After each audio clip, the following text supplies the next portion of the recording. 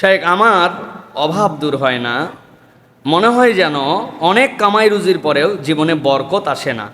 এমন কোনো আমল একটু বলে দিবেন যেটার দ্বারা আমার দিলের মধ্যে প্রশান্তি হবে।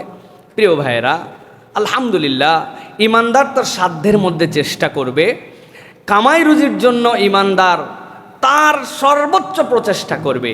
আর নিজের জীবনের কামাই রুজিতে সুখ পাওয়ার জন্য নবী করিম সাল্লাল্লাহু আলাইহি ওয়াসাল্লামের অন্যতম একটা নির্দেশ হচ্ছে ফজরের পরের থেকেই সে কাজ শুরু করবে।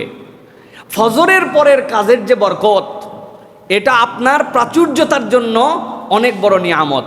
আপনার অফিস 9টায় হতে পারে, ফজরের পর তো আপনার আরও অনেক কাজ থাকতে পারে। ফজরের পর আপনার কোরআন তেলাওয়াত থাকতে পারে, ফজরের পর আপনার একটা দিনের পরিকল্পনা থাকতে পারে, বাজার হাট থাকতে পারে, বাড়ির কিছু কাজ থাকতে পারে, গার্ডেনিং থাকতে পারে, ছাদে পানি দেওয়া থাকতে পারে।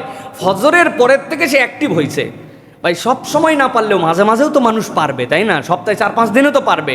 কিন্তু ফজর থেকে ওনার সকালই হয় 11টায়। এটা যদি র্যান্ডম প্র্যাকটিস হয়, নামাজ তো নাই, নামাজ নয় বাদ দিলাম, নামাজ না পড়লে তো সমস্যা নাই, তাই না?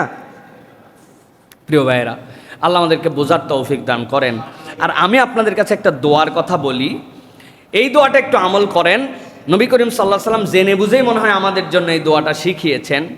যদি কারো দরিদ্রতা থাকে, অভাব থাকে, যদি কারো ন্যায় এবং ন্যায় বিচারের ক্ষেত্রে তার ব্যারিয়ার থাকে, যদি কারো মনকে সে বিনয়ী করতে চায়, এবং যদি কেউ অন্যের কষ্ট যেন সে না পায়, এখান থেকে নিরাপত্তা চায়, আল্লাহর কাছে সে এই ভাষায় দোয়া করতে পারে। আল্লাহ নবী শিখিয়েছেন, আল্লাহুম্মা ইন্নী আউযু বিকা মিনাল ফাকরি ওয়াল কিল্লাতি ওয়াল যিল্লাতি ওয়া আউযু বিকা আন আযলিমা আও উযলামা।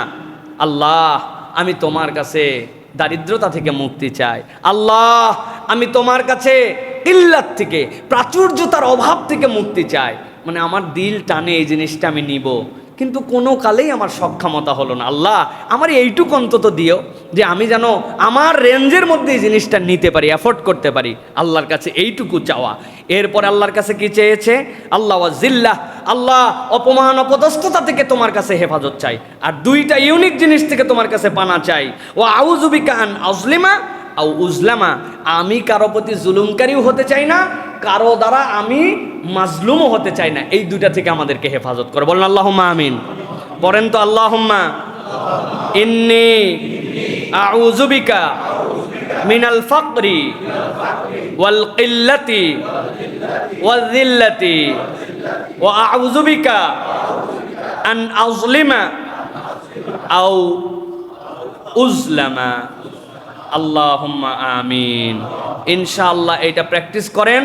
আল্লাহ আপনার অভাব অনটন, মনের মধ্যে প্রাচুর্যহীনতা, অপরের জুলুম, এগুলো থেকে আল্লাহ রাব্বুল আলামিন একটা শান্তি দিবেন। আর সাথে সাথে বেশি বেশি দরুদ পাঠ করবেন।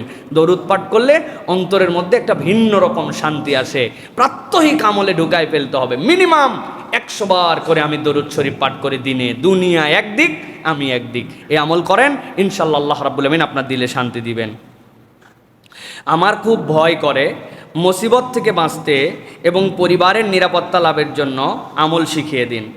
আমি দুটো দোয়ার কথা সবসময় বলি এবং ব্যক্তিগত জীবনেও আল্লাহ রাব্বুল আমিন আমাকে এটার দ্বারা ফায়দা দান করছেন। এই হিসাবে আপনাদের কাছে বলি, নবী করিম সাল্লাল্লাহু আলাইহি ওয়াসাল্লাম একটা দোয়া বলেছেন, যেটা হযরতে ইউনুস আলাইহিস সালামের দোয়া। যেই দোয়া কেউ কোনো মুমিন যদি বিশ্বাসের সাথে পড়ে, আল্লাহ রাব্বুল আমিন তার সকল নিরাপত্তাহীনতা দূর করে আল্লাহ তাকে নিরাপত্তা দান করে দিবেন। আল্লাহ তার মনের মাকসুদ পূরণ করে দিবেন।